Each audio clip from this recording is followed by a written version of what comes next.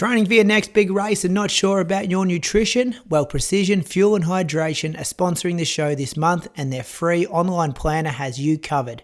It calculates exactly how much carbs, sodium and fluid you need to smash your goals. Me and the team at Inside Running Podcast swear by the 90 gram resealable gel to have on our long runs. It's been a game changer for us. If you want to crush your race day strategy, hit the link in the show notes, try the planner and grab 15% off your first order with the code IR-SPRING2025. That's IR-SPRING2025. Hit the link, grab your discount and crush those goals. Now on to the episode.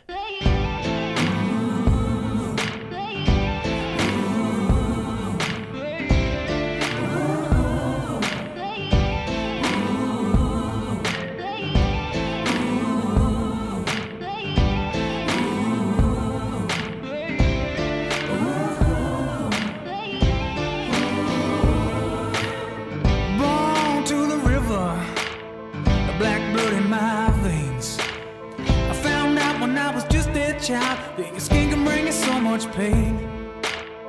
Now I hear you say you got the best of both ways. Won't you come and take a walk in my shoes and tell me if you take my place? Under cover of my skin, I've heard all your names. If it's all the same, I'll keep on. Welcome to episode number 398 of the Inside Running Podcast. A massive thank you for giving us your company for the next probably hour and a half. Got a pretty loaded agenda here. Bits happened. 2 Diamond Leagues to unpack. Oslo happened and Stockholm.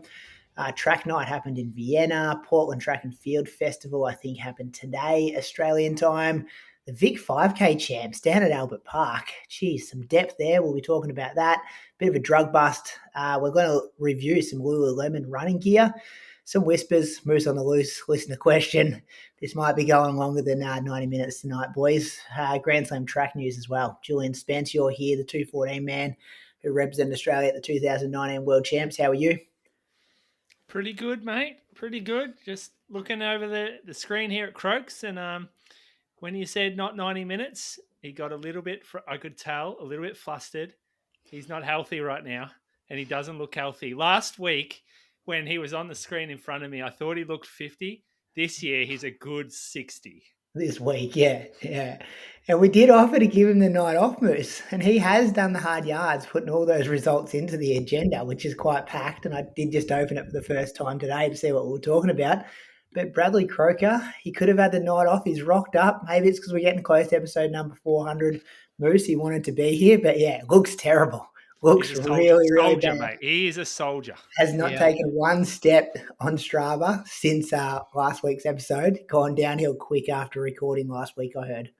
Yeah, correct, Brady. I knew I was sick on when we recorded last Monday, but then Monday night, fevers, sore throat, and pretty much that was the theme for Tuesday, Wednesday, Thursday, and even Friday. And it made sense as to why that Sunday run for me was just like, I finished that run. Actually, the last half an hour of that run, I needed to dig pretty deep just to get through another half an hour. So obviously, I knew that I was coming down with something. I didn't expect it to be quite as bad. I think it was Wednesday night that Viv went to the supermarket and brought home I thought she was just going to get a COVID test, but she brought home one of those tests that have the test for COVID, RSV, and also influenza A and B.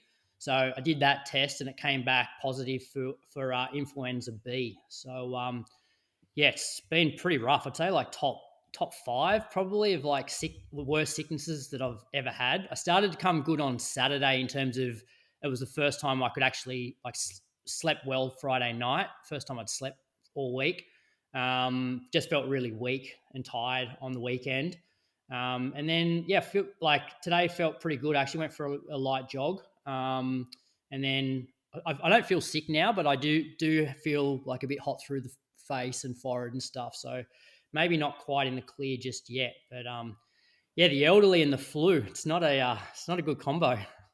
How does influenza B stack up to like COVID and influenza A? No, I don't really know. I You just don't know know? that they're pretty, they're a lot worse than the standard gold. So does that test, it had COVID, Yeah. influenza B, and what else? Does it have any other things on it? Influenza A. So it's basically split up into 3 columns. You've got influenza A and B, and it'll put a line if it's A or a line if it's B. And then it's got COVID, and there'll be obviously just a positive for COVID. And then there's RSV, and that'll show that it's, so it just came back positive for influenza B. Roger. You'd ever seen a test like that before, Moose?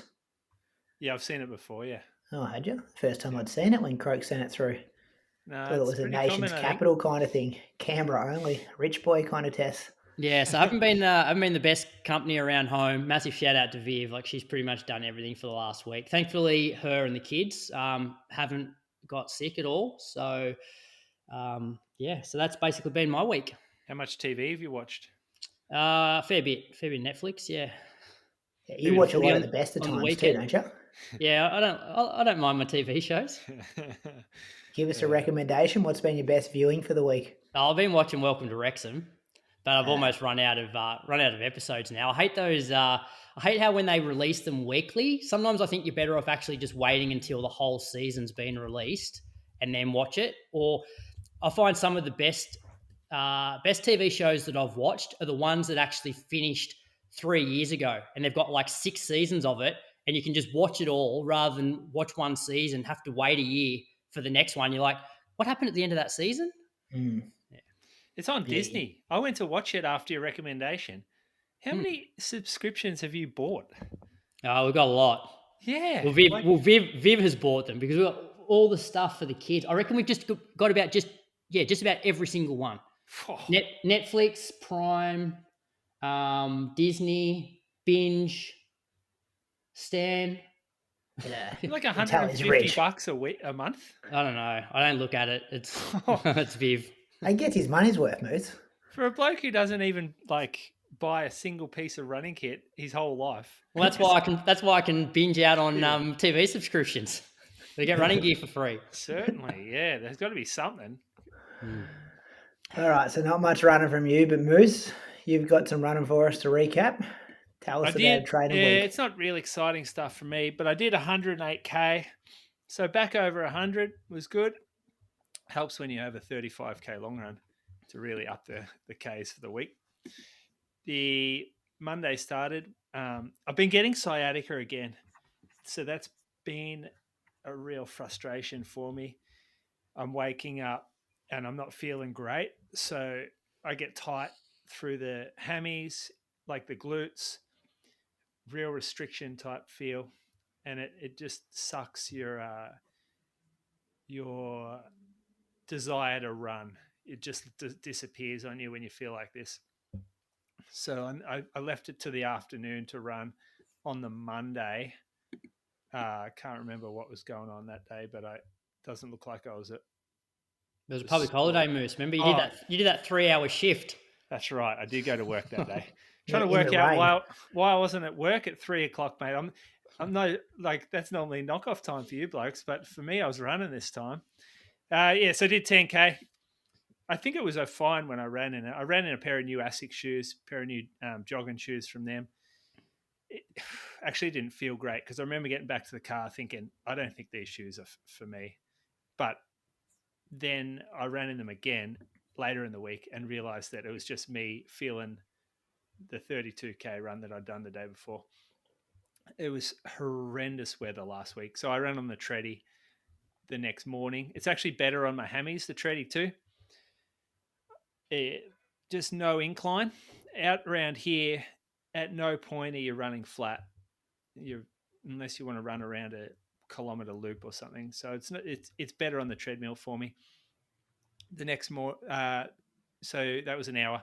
The next day, I did a war. What did I start with? I was drop pier off. Did a warm up outside, 15 minutes. It was cold. The other thing with me at the moment, and maybe it's the same problem as you, Croaks, being a bit older, the cold is just no good for me. It just feels shit. All my vertebrae just feel stiff. I feel really like tight and stiff through my body when it's below 10 at the moment. I'm not enjoying the cold weather. I might have to move up to the sunny coast or one of those nice places. Yeah, we can move into a retirement village together, Moose. Yeah. Got to be sunny. Too much concrete. I don't think that's good for old people. Concrete. Where would you go, actually? Just a bit of a side quest here. But where would you go if you could retire in Australia but still run?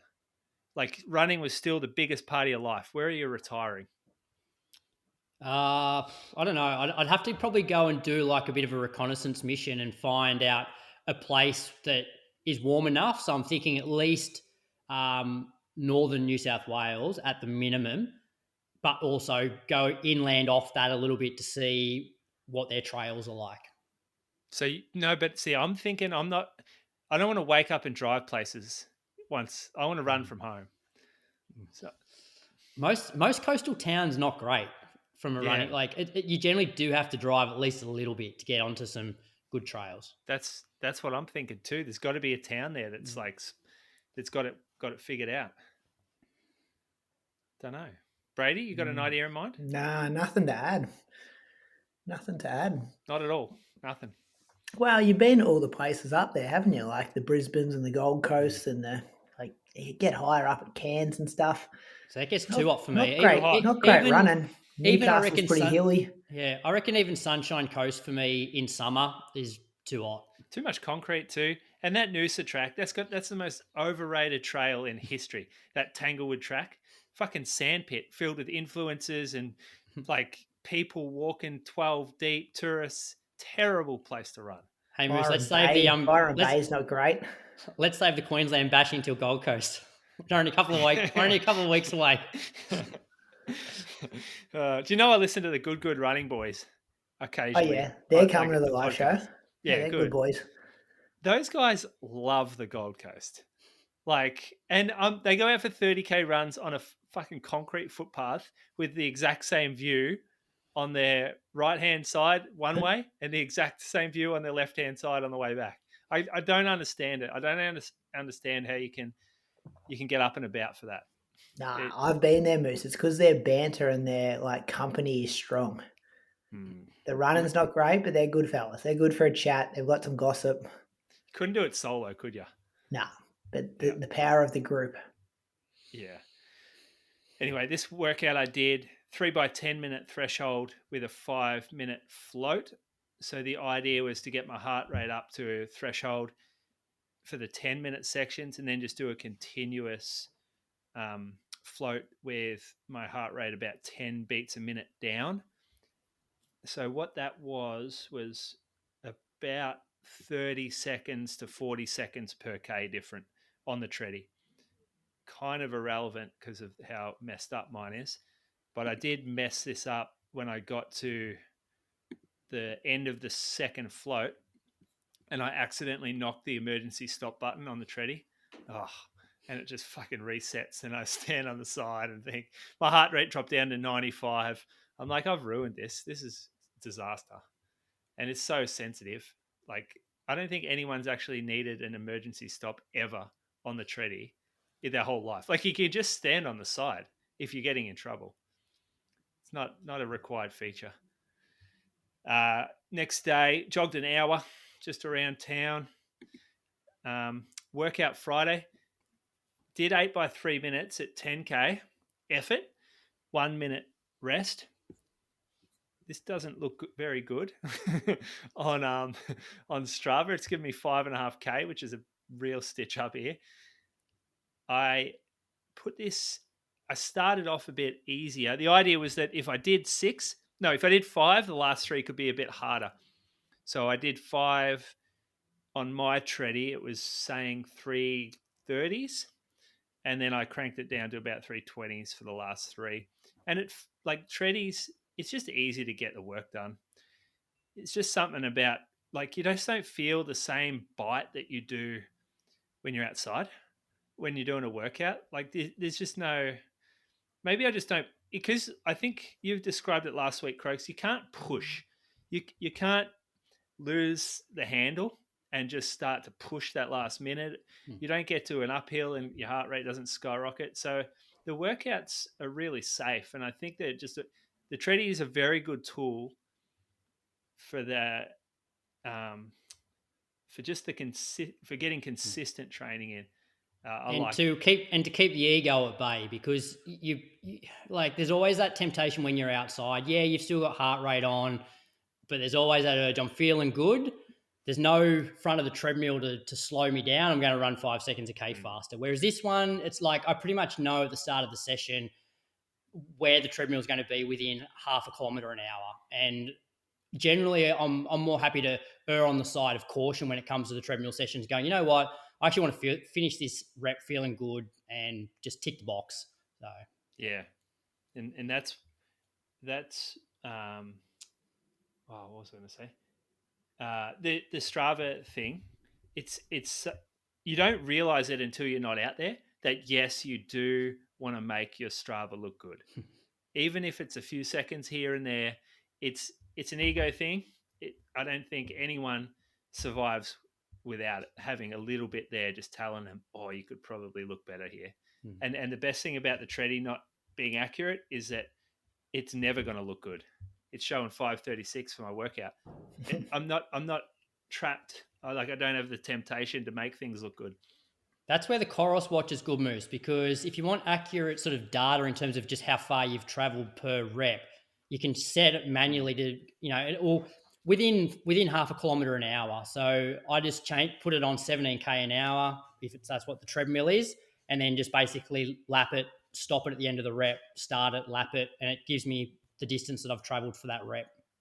Yeah, but what about if you're increasing during the rep?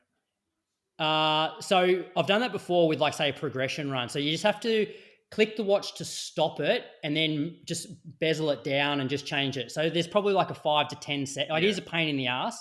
What I do though is for a progression run, I roughly work out what I'm going to average for the whole 30 minutes, and I just set the speed as that on the watch, and then I just take manual laps every 10 minutes. So I'm just getting accurate heart rate data, and I'm getting accurate overall distance, but the actual distance per rep is off. I gotcha. Yeah.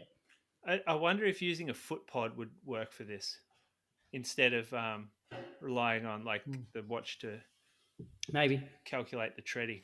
Could be worth maybe getting a foot pod for more accurate stuff. Yeah. Anyway, the workout was pretty good for me. Felt fine. The back was fine as well. This Saturday morning, I ran a fire road, dirt road loop through the bush, relatively hilly. And then the next morning, I was sort of a little bit intimidated by this. I had 35K to do. And just with how the back and hips have been feeling, I just felt like that was going to be a real battle for me, especially when my last few long runs have gone like 28, 30, 32, and they've all felt pretty difficult the last half an hour. So to have 35 on there, I was like, oof, this is hard. And then the group was meeting in Anglesey. I thought that maybe there would be no group. I was kind of hoping for that, and then I could go run a flatter route somewhere. But now the group was there, so kind of got to go where the group goes. The loop was pretty hilly. We spent a bit of time on the beach, just because it was a really low tide. It was a beautiful morning, but then we hit some hills through the middle portion. And by the time I got to 20K, which was pretty much back to the car, I was pretty fucked, to be honest. Like, we dropped a couple of people off along the way, and I was like, "Oh, 15K still." Like, I jumped in with Crammers. We kept going a little bit, like to get the Ks in. He dropped him off at 2 hours or something, and then had half an hour left myself. And I put what worked really well was that I sucked a gel down. I actually got a lot of gels in. So for 2.5 hours, or 2 hours 45 elapsed time, we did stop and look at the Albert Park results at the car, and then got a drink, and had to wait for a run, one of the crew, like at a few hills. So it was 15 minutes more. So 2 hours 44, I'd taken on a 90 gram precision and 3 pure gels. So I got in a fair bit of fuel, and then put the earphones in, put some music on. I got a playlist I listen to that is always, it's my go-to. I don't overuse it. It's my go-to when I sort of need it. And I actually felt really good this last, like I think it was about 8K when I dropped Kramers off. So went like sort of stayed flattish, but ran up a little bit of a hill and then turned around and then just got going down the hill. Just felt good. The legs started to tick over. Ended up finishing fairly strongly, like gap pace. The gap pace was really strong pretty much through the whole back half of this run, considering like gap, I guess, is considering hills. But yeah, I felt at the 20K mark, I felt like I don't think I could do this pace job at the Goldie. And then at 35, I'm like, I'll be fine. So it was a really good confidence boost that last 8K. And I've just had a little bit like a resurgence in how I'm feeling about everything. It's crazy how it turns around so quick. You've ran the last 10K in about 39 minutes. You seen this, Crux? 3:36 for K32, 3:30, 3:40, 3:45. Bit of croaker pace about this. I'm telling you, this playlist really gets me going. Give me some songs. What were some of the songs? Oh, what were some of the songs? All right, so I'll roll out some of the ones that I remember. The first one was 28 Days, Rip It Up. Oh, yeah. That's on mine too. Yeah. Then I got Sicko Mode, Travis Scott. Yeah. Kendrick Lamar, Humble. Yeah. And so, all right, so I'm cresting a hill, right? And this Loyal Kana song comes on. And it was like the most perfect song at the right time, because then I came off this hill and this, like my cadence was in rhythm with the beat. And it was just, I just thought, oh, that's an amazing song to come on right now. No CD, that one? No, it wasn't that. It was, okay. I was trying to think of the name of the song as I was running and I couldn't remember it. Then I got a Mac Miller, Self Care came on. I was going well because I'm remembering all the songs. Yeah. Maybe what else was on there? That's right. I don't need every song on the playlist. Yeah. Where Is My Mind? The Pixies. So I'm telling you, very good playlist. I've linked it before in my Strava, but I might do it again. Anyway, 108K.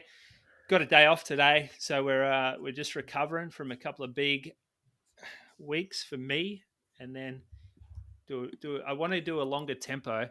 Haven't talked to Ali about it, but I want to do something that gets me in the rhythm for that 2:24 pace, where I start to feel like it becomes a natural feel for me. Yeah, because what is it? 2 weeks to Gold Coast, but 3 weeks from today. 3 weeks, or like 20 days from now. 3 weeks from yesterday. Yep. Yeah, okay. But then what to Sydney? Like 10, 11? Yeah, I think Something it's 11. Like that. I think it was 11. Yeah. In a good spot if you're handling the back 10K of 35K. Well. Yeah, well, I've just felt like it might have started to click. That's good.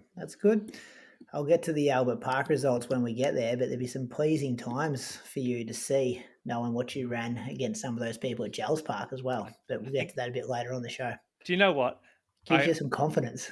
I looked halfway through the run and all of a sudden started feeling better as I went back. The thing is, though, you don't need that. You don't need that to now start thinking that you're a 14-20 man. And then everything just, all the training just gets a bit faster. And then you're like, boys, I fucked it. My back's sore. It definitely wasn't 14-20 where I was thinking I was. You know what I mean? We'll add another 20 seconds. 14:40? 14:35, I reckon, is that in that? No. We'll get to that when we get to Albert Park. We'll get there. Right. We'll get there.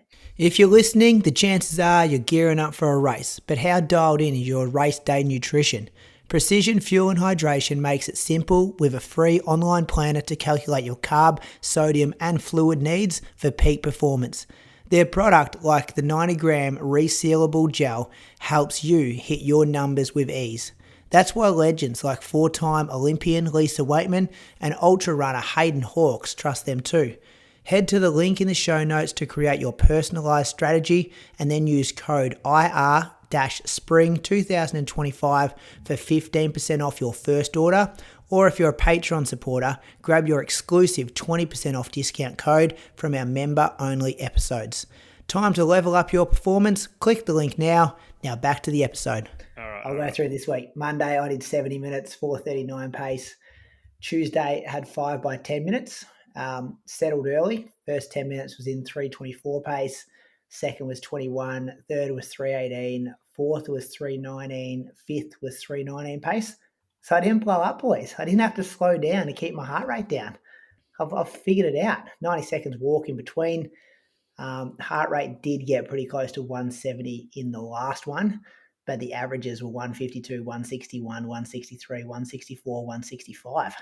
So this is a promising workout for me. I did tell Dan it takes me a month to get fit. Like I don't have any natural talent, so I need like a month of training. So starting to see. Why are you pressing that? Every week on the other shows, you're always pressing this thing about no talent. That's just a monthly joke. We just bring in Chris and I always have no talent.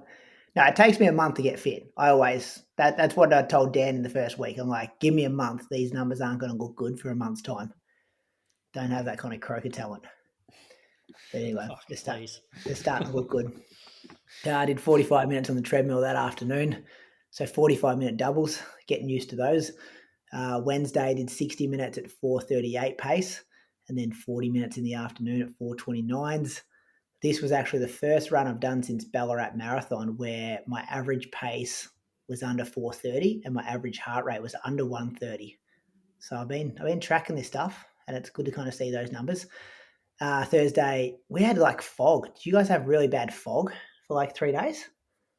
Oh, really weird. Like it'd be foggy until like 1 p.m. and it would only be like 5 or 6 degrees until 1 p.m. and then the fog would lift and it would go from 6 degrees to 13 degrees in the space of like 30 minutes.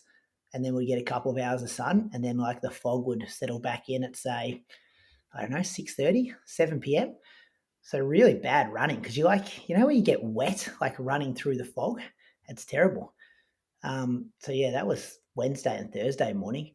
And then Friday was also super foggy. I got up at 4:30 to watch the Diamond League, Oslo.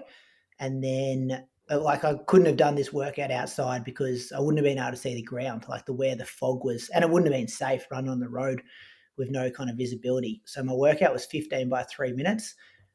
Went to the gym. Tell me, boys, how do we do this on a GPS watch to actually get some kind of data? You kind of spoke about it before, Moose, maybe a foot pods away, but it's all programmed into my watch. So I click my watch to start. It says, do you want to do this workout? I say yes. I warm up for 15 minutes outside. Then I go into the gym to start the workout, but I just picked up no data. Oh, you've got it set to GPS mode still. Yeah. Like outside run mode. Yeah. No, you have it on treadmill, but even then it's probably not going to be very accurate. But it's all built. The workout's all built in. It's like 1 hour, 25-minute workout. So I was worried if I changed the mode, it would then like not do the countdowns and stuff. Do you know what I mean? It's a 60-minute workout. 15 all up. Yeah, 60. 45 minutes of quality in the middle, but with the warm-up and cool-down, I reckon it was like 1 hour and 20 or something, wasn't it? So you have to do the exact warm-up and cool-down. It's just all programmed in the watch. So I know what you're saying, but so if you wake up and you click do this and you warm up loop is 4K and that thing says run 3K, you can't do your normal warm up loop. No, because like it would start beeping to start your workout when you. God. Yeah, I'd struggle. I would give me the session and I'll just do it. Like I'll have separate warm up, separate cool down, and just have the session. Just following instructions, boys. I'd use the Coros for the treadmill session because you're getting accurate distance. But all I care about, Croaks, is heart rate data and minutes. Mm-hmm. I don't need this distance thing. Anyway, so now I hadn't done. You need some flexibility in your life. I'm a very straight and narrow kind of guy. I like this I can structure. tell. I like it. I love it. I don't like that. I don't like that for you. Do you think I should have split it, so ended the run after the warm-up and then did a treadmill mode for the actual treadmill? Yeah. But it wouldn't have given me accurate data anyway. You've just told me how inaccurate the treadmill is. Well, so the convenience of having that beeping is a game changer, not having to manually split stuff. And I don't have time to be programming that in myself. Like Dan's already sent it to my watch somehow. Anyway, it was 15 by 3 minutes. Didn't know what I was doing here, so I went to Brad Croker's Strava to get a bit of a reference, and I saw that last week you did 12 by 3 minute strokes, or 10, something like that, and you started at 18k an hour. So that's what I started at. Did the first two at 18k an hour, which is 320 pace. But boys, these treadmill workouts, a bit of mayo on them, I reckon. They're easy. It's a bit easier inside than it is outside because my heart rate wasn't even climbing too much at 18k an hour. So then I put it up to 18.5k an hour, which is supposedly 315k pace. Did that for rep 3 through to 8. That was still a bit easy. Heart rate wasn't really getting close to 160. So then I put it up to 18.7 for 2 reps, number 9 and 10, which is meant to be 312 pace. Still wasn't that hard. And then I cranked it up to 19k an hour for the last 5, which is supposedly 310 pace. And I can tell you, working at that pace on the treadmill compared to outside was significantly easier.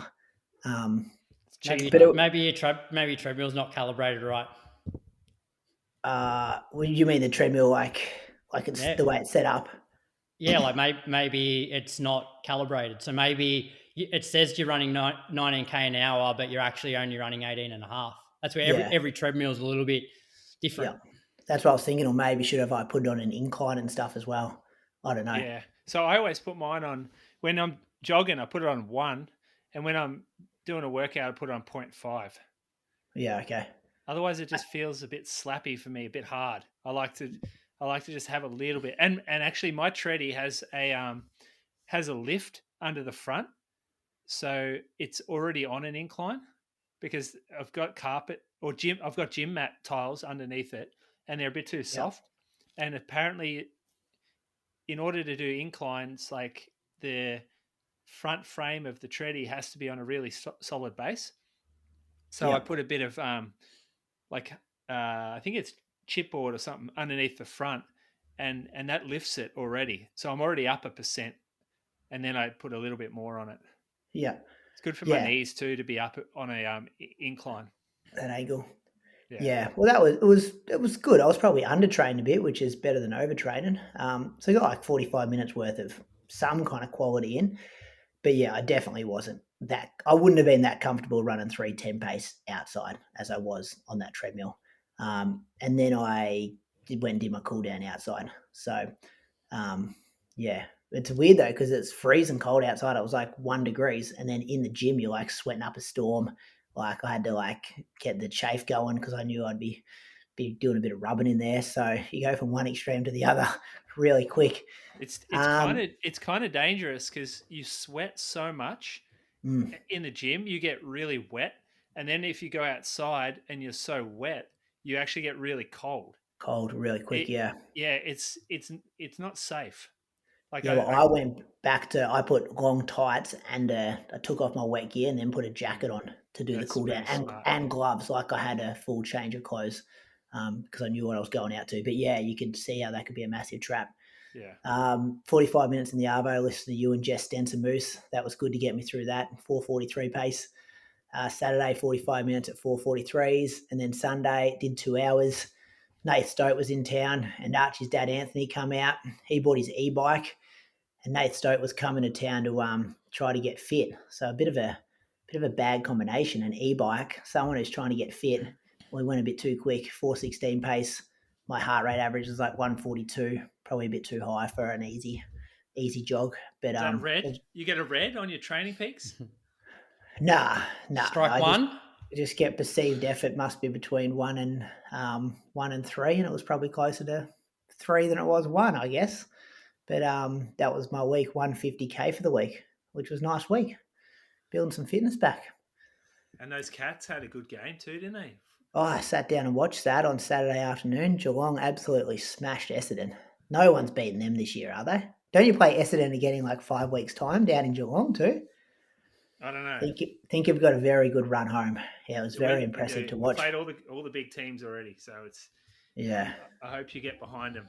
Yeah. No, I enjoy supporting the Geelong Cats. Anthony did bring up the salary cap stuff on the long run, but I said, no, don't start that up here. We want to support them. Not when every team does that. Yeah, well, yeah. Allegedly, anyone. Yeah. Allegedly, every team does that. Yeah. Allegedly. Didn't you tell me some stories about some guys buying property down there on the surf coast?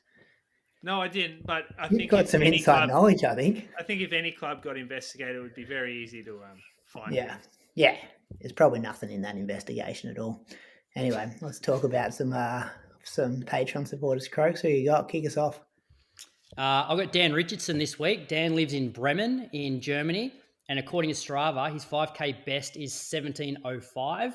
Actually, his best 5K and 10K of 34:52 came during last year's Oldenburg 10K.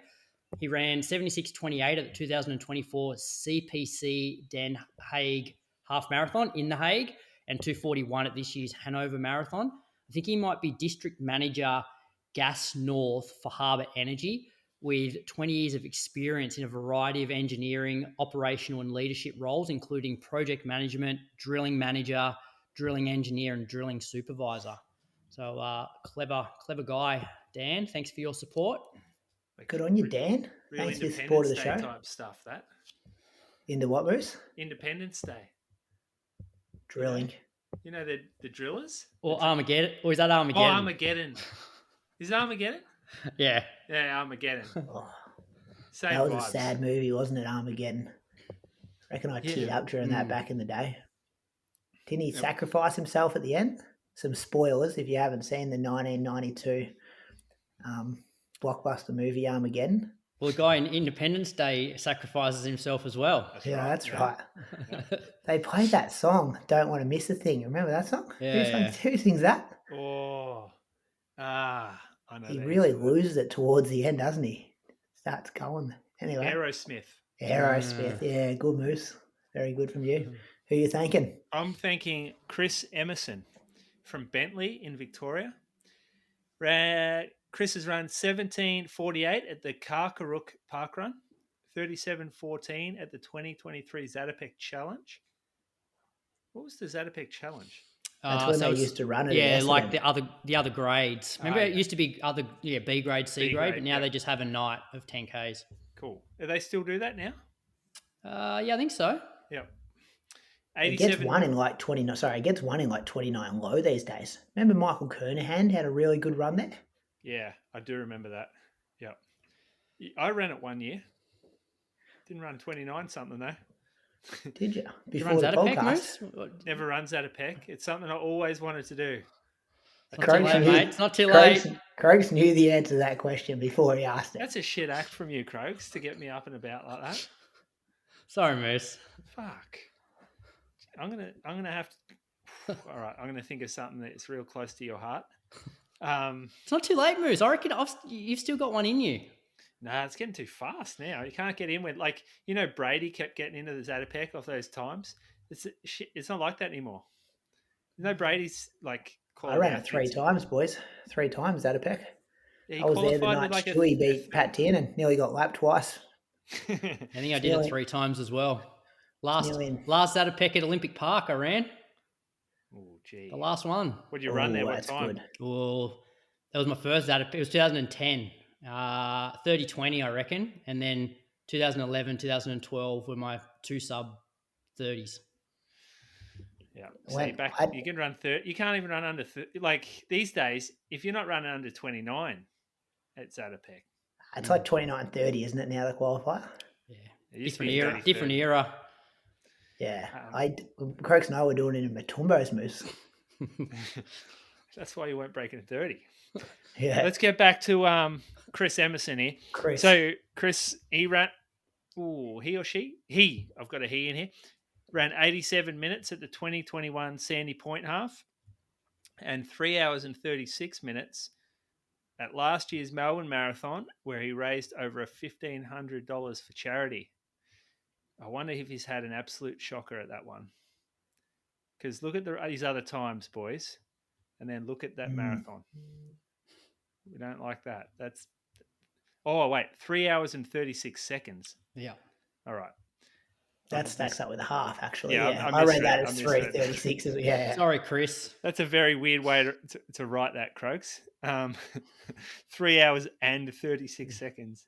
So he was one of the new inside running. Croaks, Jesus, you fucking butchered this. He has one of the new inside running singlets, Moose. Can't you read? He has one of them. Yeah. He has one of the new inside running singlets. And I think he is national sales manager for Subaru. Oh, okay. That's a good gig. A lot of Subarus out there. Yeah, big job. Managing Subarus. Subaru's like real runner's car, I reckon. Like it's a real outdoor person's car. The sort of brand car that people want to let you know that they're an outdoors person and they're active? Skoda. Anyone with a Skoda is just shouting from the rooftop saying, I ride bikes. Like I ride bikes. Maybe I go running and I'm a very active, fit person. Tour de France. Every that's the only time I ever see Skoda ads is like Tour de France, like throughout the coverage in July. It's just like non-stop Skoda. Then you see a few like back half of the year from a few people that watched that and thought, you know what? I'm going to tell everyone I'm an athlete too. I'm going to buy a Skoda. Hold their value really well, don't they, too, the Subarus? I'm not that deep in the car game, but a lot of my friends have Subarus. That's good. I'm going to thank Jake Berg. He's from the Sunshine Coast. According to his Strava, he's ran 17:10 at the Harmony Park Run, and his 10K, half marathon and marathon PBs were all set at this year's Noosa Marathon, where he ran 2:52. Imagine that, fellas, just going through 10K, going PB, going through half marathon, PB, still got another 21K to go. I'm going to go run a marathon PB of 2:52. That's a good day out, Jake. Yeah. You know what? That would be scaring me if I did that. Hopefully Jake's young enough in his running career that it didn't scare him, it excited him. Maybe I'll have to do like a 100-mile race. I can go 50K PB, 100K PB, 100-mile PB. Start making up numbers. Thank you to all our patrons for the support of the Inside Running Podcast. If you like what we do, you can sign up at patreon.com/Inside Running Podcast. Bonus content comes to you weekly as well. The Berlin boys are on this week because our UK friends, boys, their organisational skills, not great. It's not hard to see why their podcast failed, is it? Yeah, well, I woke up to a few messages back and forth from them this morning. They're definitely trying to lock down a date, but it's coming, listeners. It's going to be here. Who's holding it up? Which one? Clousey's definitely the most active to get things going. Okay. I think Aaron's been busy with work, and Dan actually does his own podcast. I think he's got some time away. I think he was going camping or something. So, but yeah, Clousey's our man. We just got to keep Clousey on the case. Otherwise, we just got to start replacing him with somebody else. There's heaps of UK runners who would love that spot. We'll get Clousey in for a special guest, I reckon. Here, he'd be a good little host. He would be good, wouldn't he? Yeah. Actually, I reckon that's a good idea. That'd be good. Yeah, he's keen. We'll just put him on this show. Running news coming to you thanks to Axel Coffee, our race results partner, and the secret to starting every run on the right foot. Nothing beats a good coffee before hitting the pavement. Oslo Diamond League Croaks, Friday morning our time. Kick things off.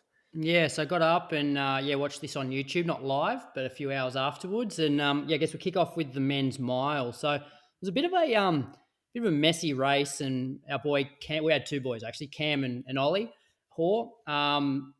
Cam sort of never got into a great position, but then seemed to just not panic and stick to the rail, which I thought at one point was going to be like a bad move for him. But down the home straight, like things just opened up for him. So he was able to sort of move through the field in that last sort of 100 meters. Isaac Nader, he got the win in 3:48.25. Cam was second, 3:48.87. Nielsen third, 3:49.02. And Oli Hoare was 13th in 3:50.92. He got very lucky. It could have gone pear-shaped for him. Brady? Yeah, watched it live, Croaks. But I don't know, like everyone said that, oh, he got lucky. I think even he said it, and we'll throw to some audio in a second with him and Chriso after the race. But Cole Hocker also got very lucky to win the Olympic gold. Like, does it open up more than it doesn't? Like everyone goes, oh, lucky it opens up. Like, does it open up 85% of the time? Yeah, I don't know. I don't think you would want to leave. Like, I don't think you'd want to put all of your eggs in that one basket, though. I think tactically you want to give yourself options. Whereas that going that strategy, you're not in control. You need to rely on other people. Yeah, and he'll learn from that. You probably have to chop 1 or 2 strides as well, which at that sort of pace and that limit, even just chopping 1 stride, you're going to suffer. Like you're just not going to get to the finish as quick as you need to. Yeah, but still, good step in the right direction for Cam. Like it was only even last year, like he wasn't a player in Diamond Leagues, whereas now, admittedly, a few of the top dogs were not there, but he's only going to keep improving, you'd imagine. What it did show. Oh, you go, Moose. Are we calling him our top 15 guy now? Or has he been that for a while? I think from a consistency point of view, you'd have to, and probably the trajectory as well. Like he's beaten Oli now the last couple of times, and if anything, like he's just got stronger. Like we saw how well he closed that race, which shows his strength. Indoor season too. Yeah, that's what we saw, and that's what you need at championships, don't you? Like that change of speed at that time of the race to be like almost pure speed work. And Dick Telford tweeted about it. Like he said, well done, Cam Myers, second in the prestigious Oslo Diamond League mile. Another excellent performance. Might not have been his best race tactically, but he certainly showed us how his finishing speed is coming along.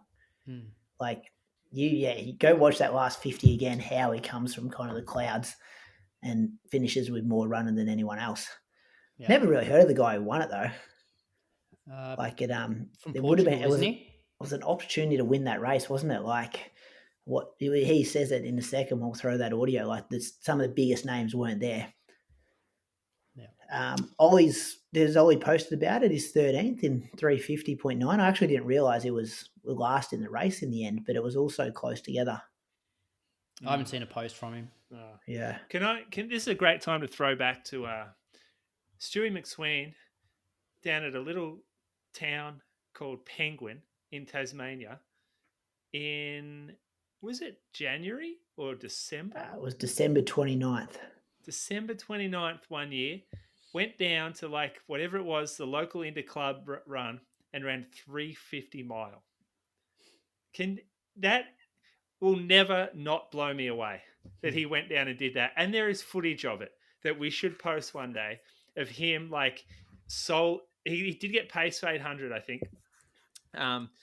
But then just running in a track with no one around, 350 mile, and that puts him within the top 5, or well, not at this race, but pretty much within the top 5 at any mile race in the world.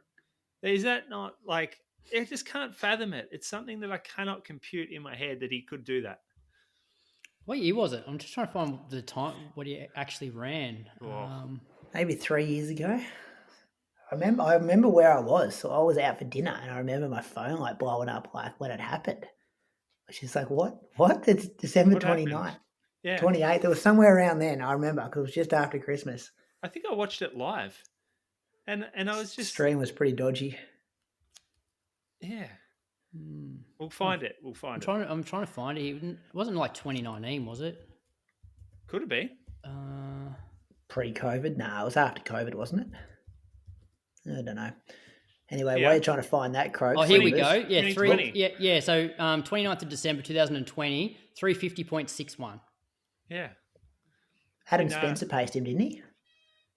Oh, was it Spencer? I know. I can't remember who it was. It was he brought him over, I reckon. Yeah. Then this is the different Adam Spencer. Yeah. You got to remember that back then, 350 was different to 350 now. Like not that many people were going under 350, whereas now, like, Ollie's finishing 13th in a race running 350. Yeah. World all-comers record. It's definitely moved on. Not world, Australian. all comers. We move on to the 800. Yeah, before you do though, we'll hear from Chriso with our man Cam Myers on the ground over there post-race. You got to be mentioned here too, Croaks. So we're here with Cam, second place in the Diamond League. Soon you are on the top.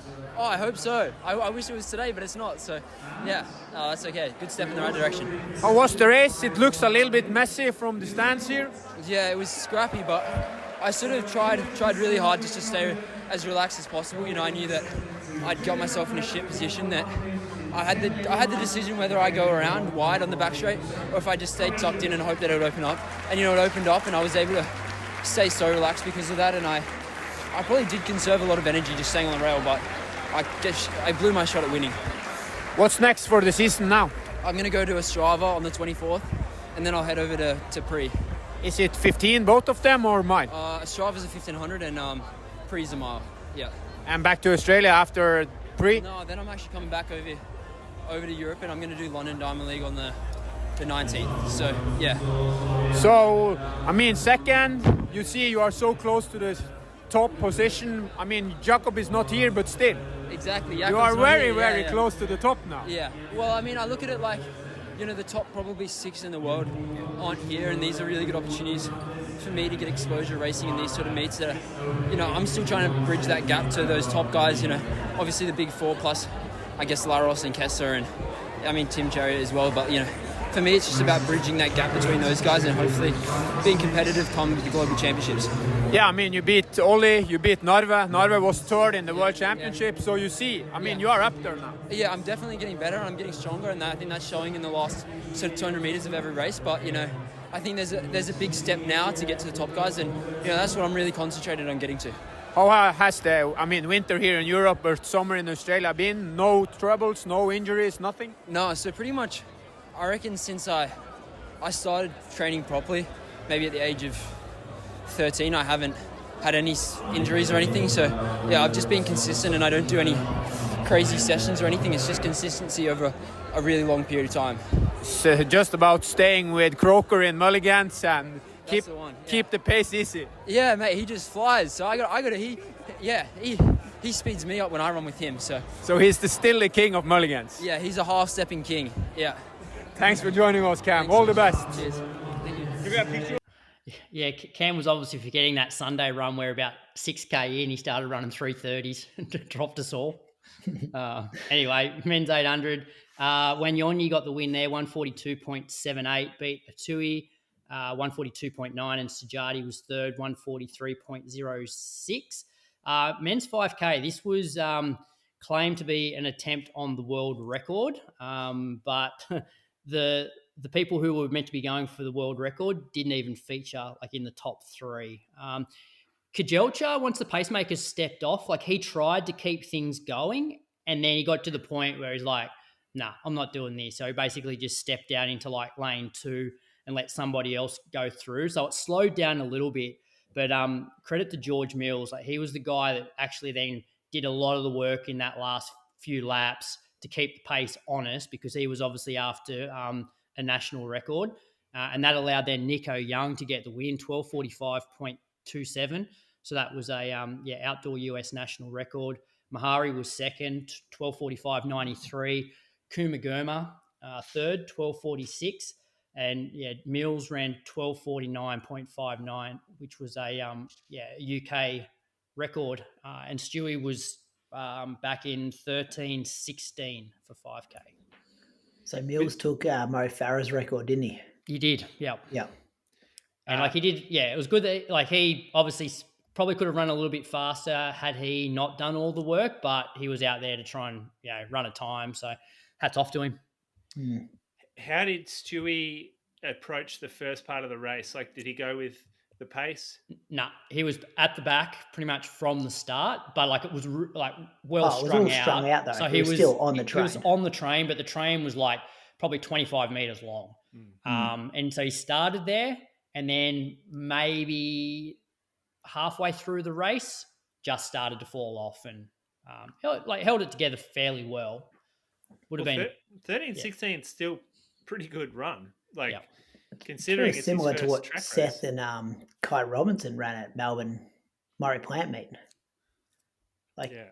if you, it's just that he's in one of the deepest races of the season. Like if you see Stewy 13-16, you go, that's a good start. That's where he's at. Welcome back to track racing. But you see him next to 12:45, 12:45, 12:46, 12:49. You're like, oh wow, he got smashed. Like it's the different levels, isn't it?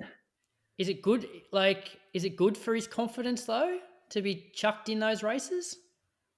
Yeah, Wouldn't think so, would you? It's hard to speak for his confidence, but I don't. It's hard to watch. Like, you wouldn't think that that's how you would bring someone back. I know he's been there before. He's one of the most credentialed runners we've ever had, and he has belonged there. I just, you just want him to beat up a few people first, and then get back, not just walk straight in and get a few bloody big punches to the head, then on to the next one, get punched in the head a few times. Like, just bring him back through a few challenges first, I reckon. Yeah. Whereas, you look at like Stockholm Diamond League and second place is running 12:57. That could have been the one, right? Yeah. Women's steeple, Faith Cheritich got the win 9:02, beat Winifred Yavi, also 9:02, close finish there.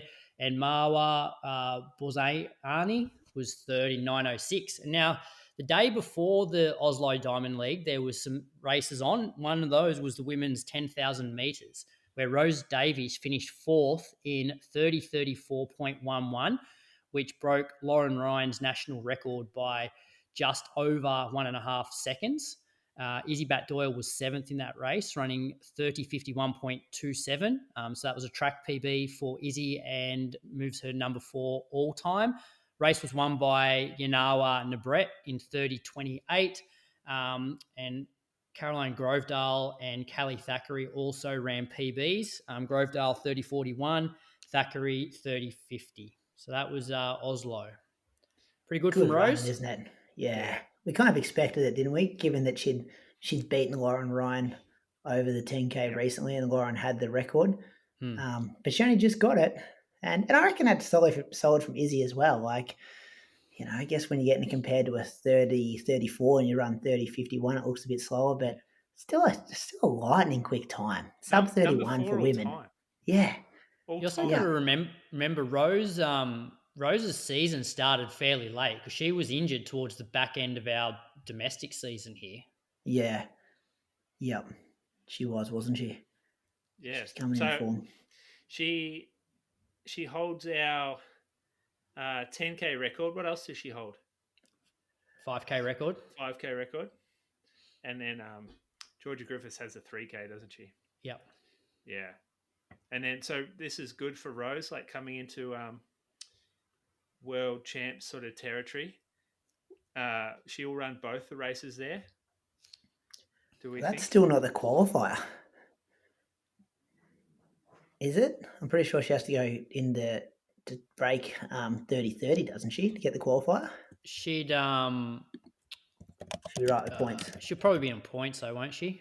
You would think so. Let's have a look at that. Yeah. We have this chat every time we need to talk about 10K results. So open up the Road to Tokyo website. Let's see what happens. I also still worry when I see Aussies doubling up at major championships, because I just don't think we're good enough to be able to do both of them well. So I much prefer to see an athlete choose the event that they think they're going to do best in and leave it at that. Yeah. You can train a bit more specifically too. I mean, if there's a race early and you want to train all out for that, and then you just tack the other one on at the end, if not, like, I guess it's good if no one else loses a spot, but I don't think it works like that anymore. It's not like someone will miss out if you decide to run. So the standard's 30:20. She's not in there yet. Lauren Ryan's 16. And then Leanne Pompiani is, what number is that? It's the 27th. And they take 27. So Rose isn't on the list yet? No, Holly Campbell's the next best. Do you think? Because Rose missed that. She didn't run Zatopek, did she? She injured? She did run Zatopek. I thought that was her first one back. Didn't she? then maybe that She won Zedebek. She outkicked Lauren Ryan. Yeah, well, maybe because you only need 2 results, so maybe it hasn't been updated. Because Lauren Ryan's is the 10 when she broke the Australian record and the Olympics last year. She was 13th, 31-13. I reckon that's what it is. So I don't reckon they've updated it to include the Oslo race, and then that would give her 2. So it'd be the Zatopek and Oslo. Yeah. They should update that quicker. Shouldn't be rocket science. It was last Friday morning. It's Monday night. Yeah. Yeah. Good recap, Croaks, there. That was Oslo Diamond League. So Stockholm then happened Sunday night their time, Monday morning ours. Linden Hall, boy, she got the win and set a PB. She ran 8:30.01. Fascinating race. She bet Sarah Chenligat from Uganda, who also ran 8:31.2. She set a Ugandan record. And Ines Fitzgerald, who was coached by Joe Pavey, the commentator said, she ran 8:32.9 for third. Chenligat and another, I think, Ugandan got away from Linden coming up to 2 laps to go. And it looked like they were kind of going to run away with it, but slowed down to a 72nd lap. Linden got back on the back of them, probably 500 metres to go, and then went to pass at the bell. She held the lead up until 200 metres to go when Chenligat then cut back in front of her. And then I thought Linden might have just sat in around the bend, but she just peeled straight back out into lane 2, went around her, kicked for home, got the W. She's in quite some form, boys. Linden Hall, people, she's been around for a while, but she is running very, very well, obviously, when you're winning Diamond Leagues. Mm. Yeah, it was, I think, just over 5 seconds she took off a PB, which was from an indoor race, and she was already number 3 Aussie, so she remains in that position. Yeah, like a second coming of Linden Hall. Not that she really disappeared or anything. You just kind of felt like this new wave was pushing through, but she's holding her ground. She's fighting them off. She certainly did well just to slowly work her way back into that race because, I was just saying, Brady, it looked like, okay, she's in no man's land here. She'll just sort of battle it out for third by herself sort of thing. But then to catch those other 2 and then be able to actually kick off that as well.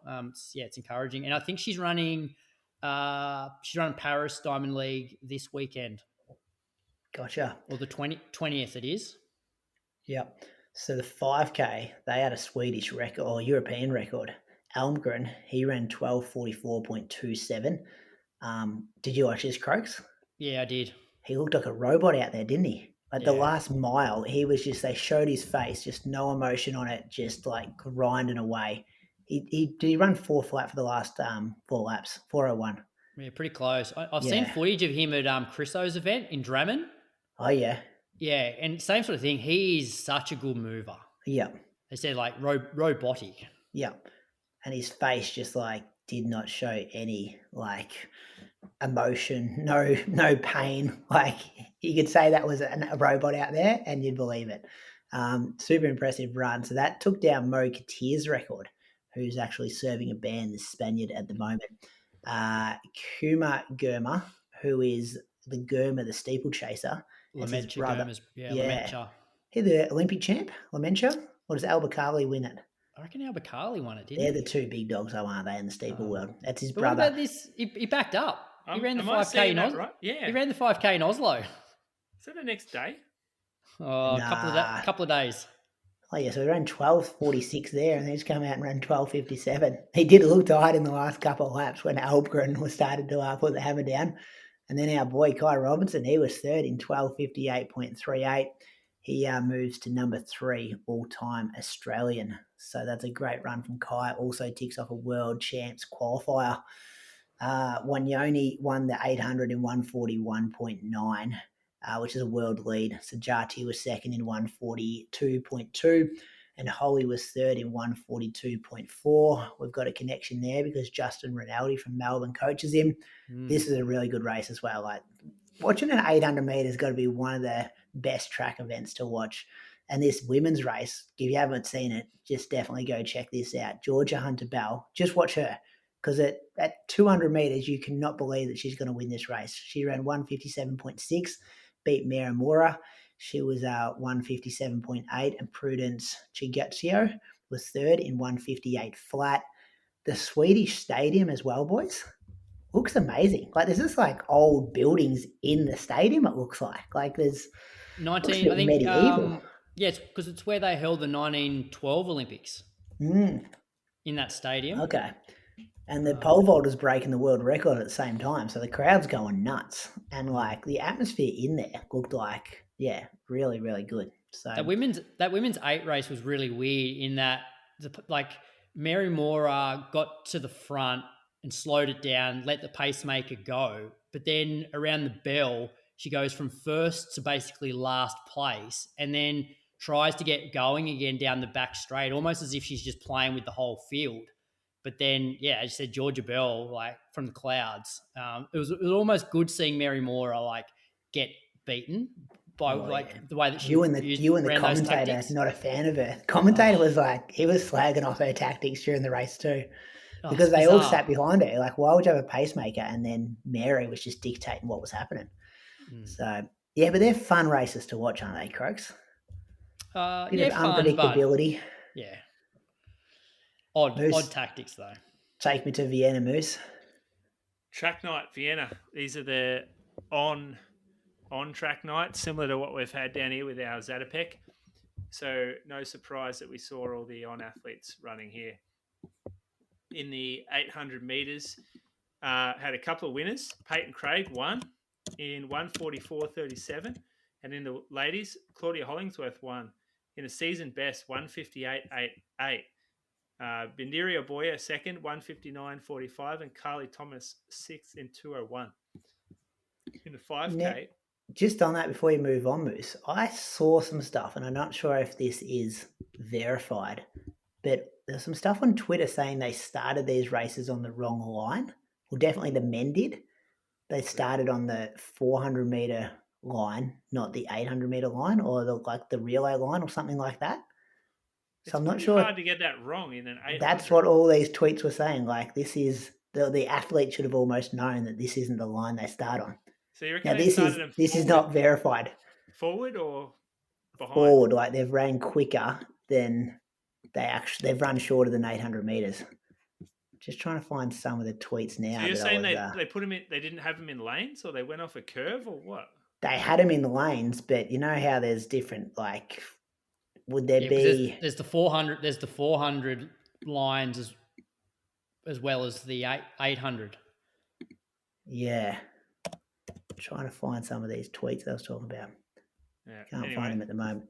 But anyway, just keep a watch on that. Or ignore it. The 5K, Zach Faccioni ran a season and PB of 13:24 to come fifth.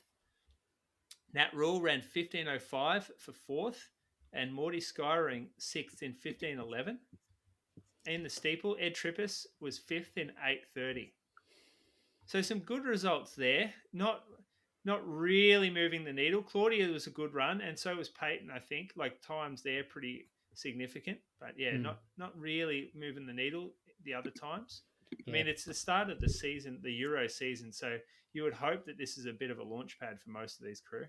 Yeah, Peyton ran 2 800 races in the week, so he did one in Hengelo as well. That was also like a 1:44.32 maybe, very similar time. Okay. Whereas Claudia ran at the same meet, but she got DQ'd in the 800, something to do with lane violation. Yeah, I saw that too. Yeah. Anyway, Portland Track Festival was on. Had a few Aussies there. Standouts 800, Jess Hull winner 1:58.69, and in the 1500, someone I haven't heard of before, Alex Stitt, ran a PB of 3:55.71 to finish 7th. 3:35. Oh, yeah, 3:35. Have we heard of Alex before? Yeah, I reckon I gave him a shout out the same week that I gave Brady's boy, Harvey Cram, a shout out. So he's over at Oklahoma State, from Queensland originally. Okay, all right. Yeah. Jayla Hancock Cameron ran 4:08.12 to finish 7th. Just on Harvey Cram, got an update for us over the weekend, Croaks? Did he make the final, Croaks? No, NCAAs? he didn't make the final of NCAAs. Adam Spencer did. He finished fourth. And I think we had a guy, Toby Gillen. He made the final. He was in the 5K. Sophie O'Sullivan won too, didn't she? The 1500. I saw that. She did. We claim her as Australian. She runs for Ireland, doesn't she? Probably Yeah, not. she runs for Ireland. I mean, she grew up here. She runs in the AV scene for Glenn Huntley. Is that right? She won easy too. She smashed him the last 200, 300 meters. Yeah, but Pretty she's dominant been performance. in the Olympics, right? Yeah. So she's an Olympian running in the NCAAs, kind of like Spencer. Spencer coming to the straight winning too, but he just got taken down in the home straight. People coming all directions. Vic 5K champs. This is at Albert Park. This was new. So people that have done a 10K course, you just have to do the 5K course once, don't you, Moose? We go out and back, out and back. This is just out and back. Yeah, pretty much. Yeah. Must have been beautiful conditions. Because, these times, I didn't think they were amazingly quick at the front end, but then the depth from 14:30 through to 16 minutes was huge. And you see some of the footage. I'm not sure. I might open another tab and get those results up. How many people broke 16 minutes would be very interesting to know. But Ed Marks got the win, 13:56. William McCann was second in the open race, 14:02. Forget that. Charles Barrett was second. Yeah. So the under 20 kids went at the same time, didn't they? Yes, all off the same line, same gun. Yeah. And the men and women together as well? Or they run them separate? They were separate. They were separate race? Yeah. So Ed Marks first, 13:56. Charles Barrett third, 14 flat. William McCain third, 14:02. Do we have another junior in there? Yeah, Benny Saints boy, he was in there, wasn't he? No, he was under 18. So that other guy, Johannes Dagnor, he ran 14:02. Okay, and then Ben Chamberlain was in there as well, 14:03. WA guy moving over here, running for Western A's. The team points, Western A's got the win, 174. Ballarat second, 178. Oh, that's a close race. Someone could have easily found 4 positions in 5th or 6th, I reckon. That's who they're blaming. Geelong, they're going well. Croaks, third, 245 points. That is big from the Cats there to come. We've been last and second last the first 2 rounds to come up to 6th and 3rd. And here I was thinking, Geelong, Surf Coast Track Club, more pure distance guys, half marathoners. And it's like you're relying on the kids, eh? No, this is where the kids can shine. We had a kid come 10th.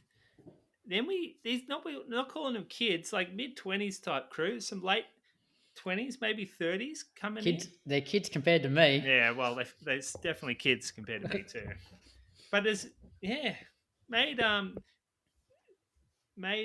me proud, the boys. That's why you fanged the last 10K of your long run, I reckon. It got you up and about. It did. It was great to see. I mean, I don't think I knew the team points then, but I was certainly looked at Cam Smith, who I ran faster than at Gels, and he ran 14:49, and I thought, oh, you beauty. You might as well pencil that in. Put that on my, what do you call it? Your profile. World Athletics. Power of 10, just pencil that in. Power of 10. So, Brady, I'm on the Ath Victoria website now with results. And so in the Opens, so this is not including any under 18s or any under 20s, but there were 135 that broke 16 minutes. Oh, that's depth. I reckon you could go and look at the under 20s quickly. Well, I will. Under 20s, there were another 21 that broke 16. And then in the men's under 18s, there was another 20. Yeah, and there was a lady. Yeah, Clara Death. She got the win, 15:56. Beat Stephanie Kelly, 16:04. Sarah Klein, 16:11.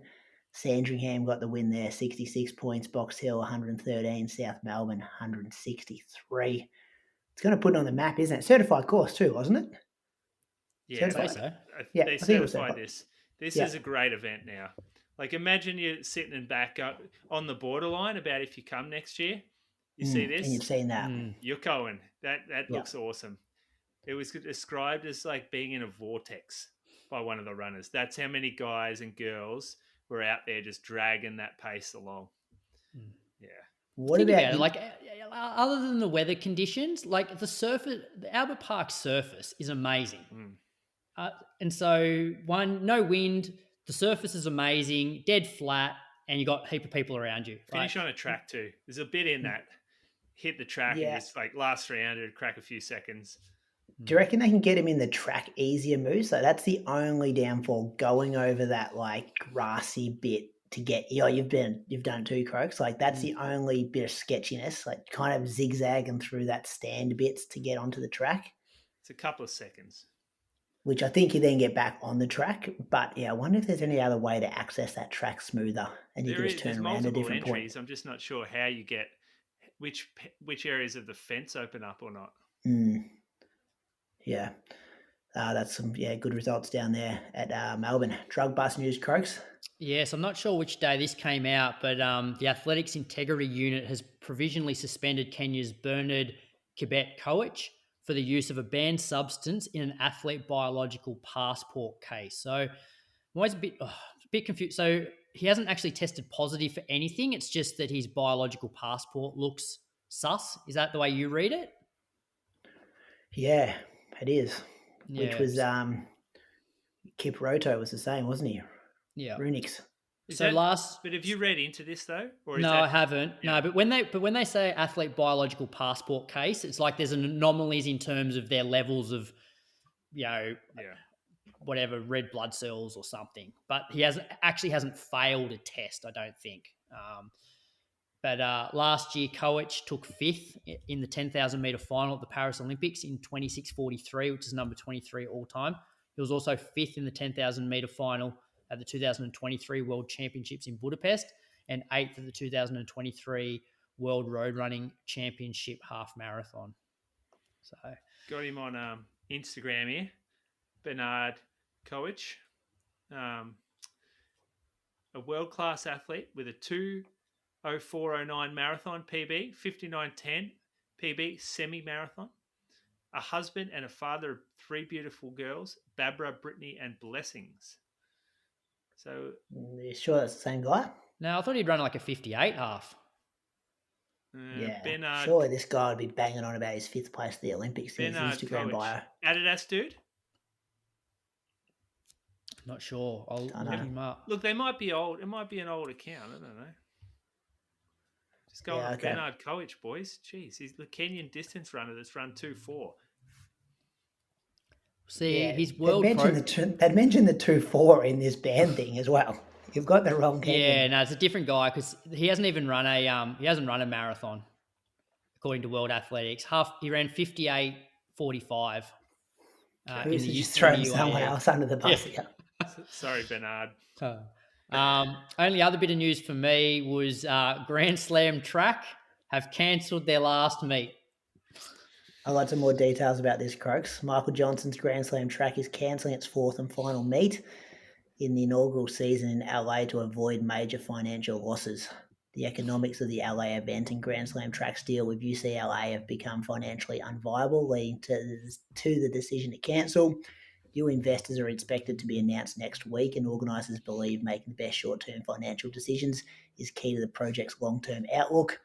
They could save money not doing it at the last meet because ticket sales have been slow, sponsorship broadcast revenues had not met expectations, and they were going to save around €2.2 million in prize money and travel expenses. 2.2 million euro. Brady, you're a school teacher. You write reports. What grade are you giving this Grand Slam Track for the year? I started believing in the last one.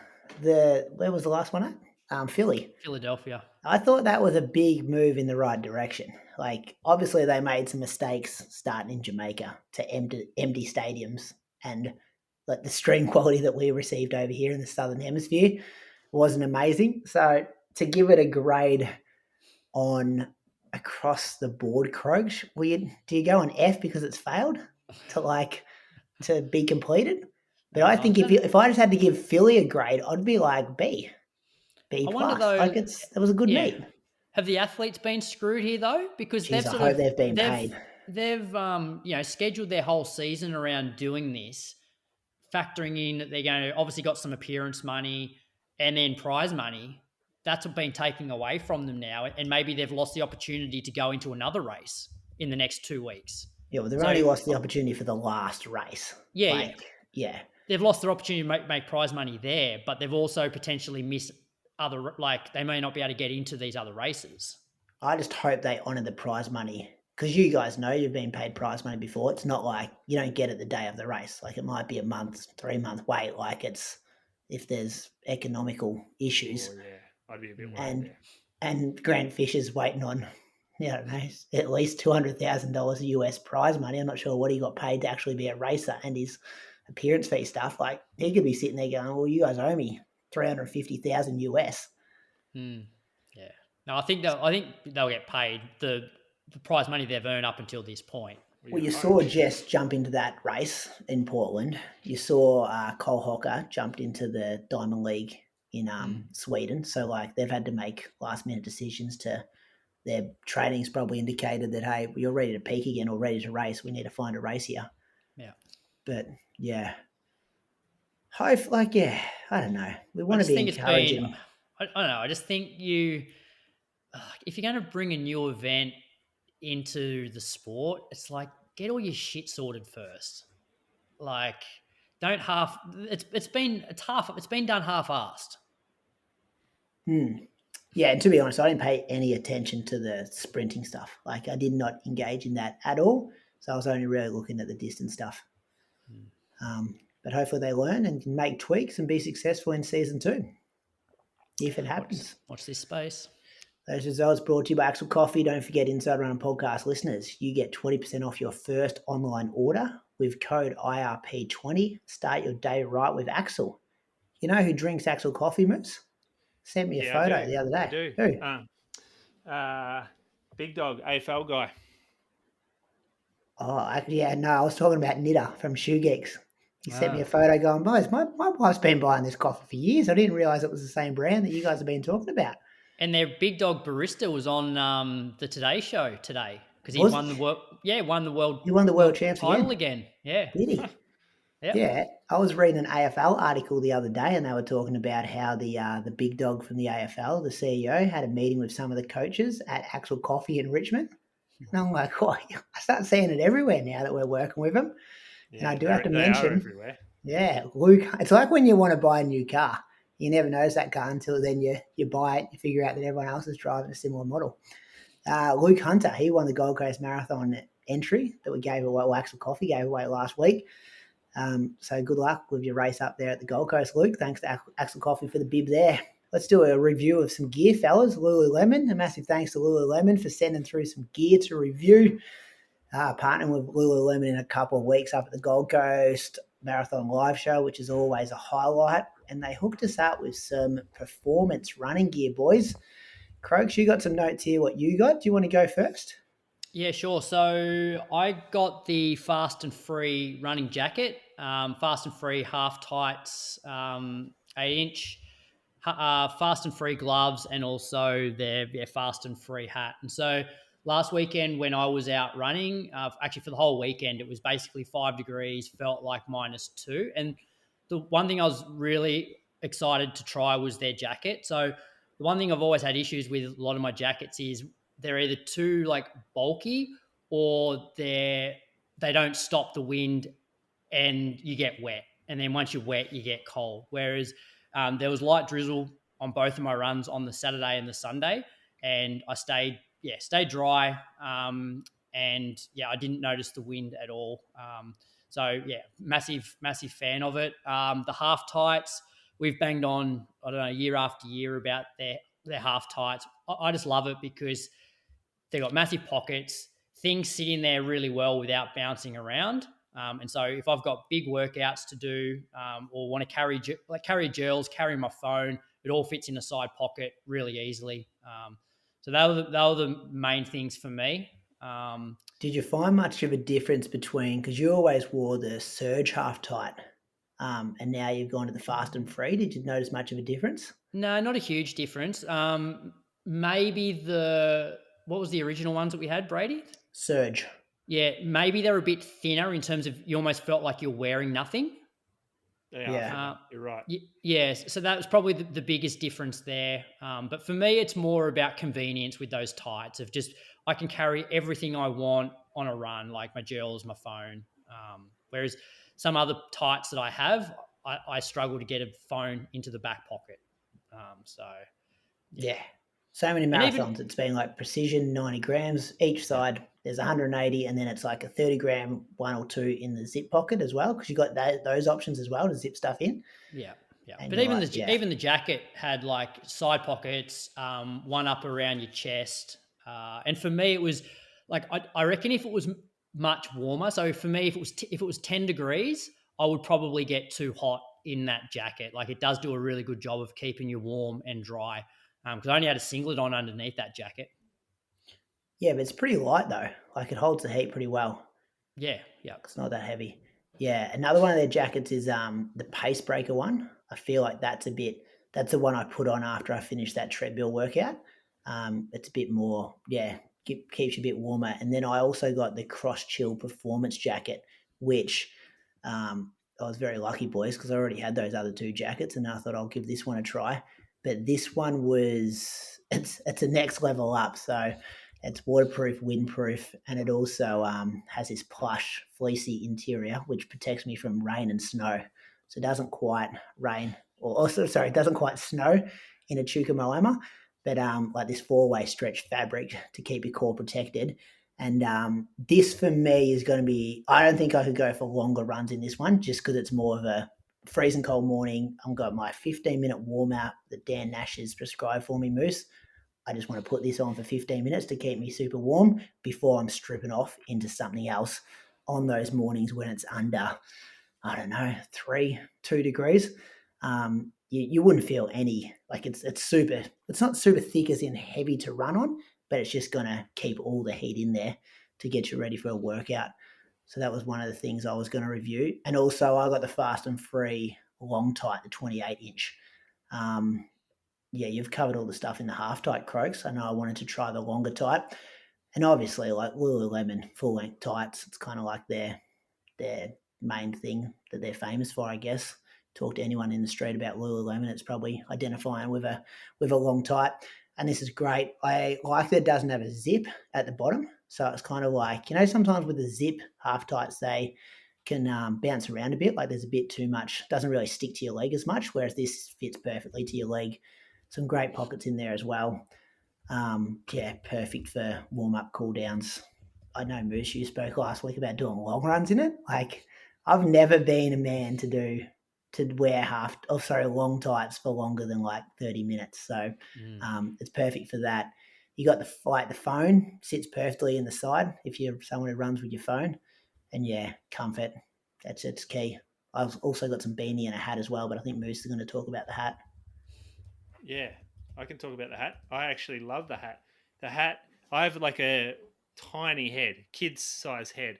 So I got the option to buy a small medium in the hat. I think it's the Fast and Free hat. It might even be called. Let me just make sure of what it's actually. Yeah, it is. And that's something they do with, whenever you see Fast and Free, that's what I always used to tell people. Like that's like in my opinion, their highest quality, almost like race day stuff. Like that's the stuff that I would buy to be like, okay, I want a pair of tights for a big marathon that's coming up, or I want a lighter singlet. The Fast and Free singlet's a bit lighter. That jacket you're talking about, Croaks, like the top of the line kind of stuff for running performance. And that's what the hat is called. Yeah, it sort of suits your description of what it should be there, because it's very breathable. It's shallow. It's got a curve in it, a peak. I can't do the flat caps. It's just not for me. Like I know it's the cool thing to do in running now is to wear like a flat lid sort of hat. Is it? 5-panel type setup. But I didn't know this. 5 panels, yeah, like the one at the front and then 2, 3, maybe 2 at the back. And they're different colours. You never heard of a 5-panel cap? I don't pay too much attention to cap lingo. I know Croaks wears a Monster Energy one before he goes Lulelemon one, but that's about it. No, Him and Zane Robertson. There's old school running hats, and they're the ones that we know and love, and this is part of that sort of type silhouette. If you look at it, if that's what you want to call it. I actually was getting ready to run Giles Park, and the runner who was coming up, Cam Smith, had come up a bit quicker than I thought he might. Sort of must have underrated him a bit as an athlete. And I had my jacket on still, waiting in the changeover zone, and so I whipped the jacket off, but I forgot that I was still wearing my hat, and so I took off, and then about 200 meters down the road, I'm like, oh shit, I'm wearing a hat. You can't race in a hat. Croaks, I think he called me out straight away. Like, what are you doing running a hat? Didn't notice it though. That's a good sign. If you don't really notice it, like if you don't overheat or anything. You look good too, Moose. The hat looked nice. The problem is that my head's so small. I got to tighten the back of it, even in the women's size one. And then the flap is so tight that the thing doesn't fit quite in the holder for it, so it just looks a bit dorky with a big strap hanging off the back.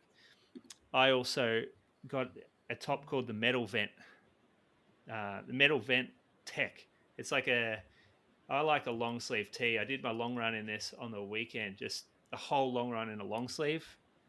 Again, it's not something I would normally do, especially if I want to get going late. But it's the best thing about this top, I was thinking when I was running, is that it's a very loose cut and it hangs low. So it's a long fit. And I like something a bit longer that sort of covers like down further. So I was wearing the fast and free half tight. Covers your junk in the tights, Moose. It just gives me a little bit of privacy. And didn't realize you're so shy. I'm not really. I just not like to know that there's some coverage there if I need it. So if I walk into the servo after to grab my chocolate milk or my can of Coke or whatever, I know that I'm just covered. And I just like longer fitting tops in general. I hate something that when I reach up, like it shows my bloody belly button, and it's not impressive at the moment, my belly button area. It's nice to have a bit more girth in the singlet or the top or whatever it is that we're talking about. The girth is always good. What else did I get? I think I just got the long tight like you blokes are talking about. Got a drink bottle actually. Beautiful drink bottle. Nice top on it. It's a bone color as well. It's like perfect drink bottle if I was walking into a Pilates class. I would just look the part. But I just rock around. Carry it. It's got a bit of a handle on it. A bit of a silicone handle so I can carry it like behind my back like this. It's real classy. What color was your top? You've got one. You've got this color because I remember seeing you with it one day. Probably gave me shit about it. Now he's got the same one, Croaks. It's called Ocean Air. Ocean Air. It's like a light, like a really light blue. It's very feminine color. Oh, I do have that one. I know you do. I've seen you wearing it. But I left it at a race. I left it in Chicago last year, I think. On the side in the morning. You just dumped it. No. I think I left it in a hotel room. Ah, right. Yeah, or something like that. I was shattered. Yeah. You don't want to dump this thing. This is good. No, you wouldn't be dumping that on the start line. Yeah, I got 2 hours 45 minutes in this thing. And at some point I rolled the sleeves up. And do you know what else I love about this? Is that it got cold, went through a really dark, cold patch. I pulled the sleeves back down and they're so long that they covered my fingers. Now that is like a glove in itself. So I'll take that. Yeah. Good length there. I've done that a few times, forgotten gloves, and it's been like, oh, that's all right. I'll just pull that over my hands. Yep. So very good. Very good kit. Good. Massive thanks to Lulelemon for supporting the Inside Running podcast. Whispers, I don't really have any fellas, but I did see this from Dave Tarbottom. He just put this on social media not so long ago. Sad news over the weekend with the passing of New South Wales and Australian great distance runner John Farrington. He said his marathon PB, get this, 2:11:13 in the New South Wales Championships at Richmond in 1973. How's that? 52 years ago. He won 7 Australian titles, 2 New South Wales titles, and 3 City to Surf races. He won the Australian Cross Country Champs in 1971, one of the most dramatic races in history when the river of the course at the Macquarie University in Sydney became flooded and runners were forced to wade through water chest high. How He good. won by nearly a minute, and there's a photo there. He went to the Olympics twice as well. So thanks to Tarby for sending that through. I wasn't familiar with John Farrington. I really hope that all our listeners are. And respect, a 2:11:13 marathon back in 1973. Old school. I think he used to race against Frank Shorter and Kenny Moore, those guys, yeah. that sort of era. Yeah. I've definitely heard of his name before. I've seen his name pop up on those old. They used to have I'm pretty sure he used to run those. I think it might have been Australian Championships runs, and they ran them in the western side of Melbourne, out like near Werribee area. Yeah. Yeah, I reckon he was in those sort of races. And it's incredible what those guys were running just in random, like, rural and suburban courses back then. Like, they would rock up and run 2:12, no problems. Yeah. And we're like, the depth was insane too. Yeah. Moose on the loose. Quick one here. You both might know this. Brady, you probably don't because you don't have much of a group. Croaks, not sure you're allowed in any group chats anymore. You probably got booted out of most of them. But I hate the side groups. Like, you got a main training group, right? But then there's always someone who'll just try to cut or shave a few people off the main group and create a side group and go, oh, we'll meet here at 7 a.m. But don't tell anyone else. We'll just do it ourselves. And then on Sunday morning, you like rock up and you ask what happened. And they're like, oh, yeah, we ran together yesterday. I'm like, how did that happen? And what that does is it destroys the integrity of the group. And the group is what will get people better and fitter. And if you look around the country, you go back in time, no doubt, Mr. Farrington, all the guns of the past did so well because their group was strong. And the culture within the group was like there was a glue in there that joined them all together. And I think these little side groups, they're not good. The little breakaway groups, we call them, they hurt the overall training morale. And I don't like it. So that happened Yeah, I on like Saturday. that from you. Happened on Saturday down here. If you get back like from your run midday or whenever it is, you're checking Strava and you're like, oh, so it seems like there's a couple of people that met 200 meters from another group member's house and went for a little jog themselves without any invite. That's not on. And Maybe you need to look deep into yourself, though, and figure out why have you not been invited. It wasn't me, actually. Well, not you, but the person who was 200 metres away from the meeting point. I would say the person would be one of the most liked people in the group, actually. And Are they too fast for them? It's definitely not you then. I could put a poll up to see as well. I might put a poll up later. Is this person liked in this group? Has the person got a new baby in the house and they don't want to interrupt them and invite them to their side No, runs? there was no credible reason, and trust me, I asked for it. Okay. What is the reason that these runs were organised without a wider invite? I thought this. No, you didn't.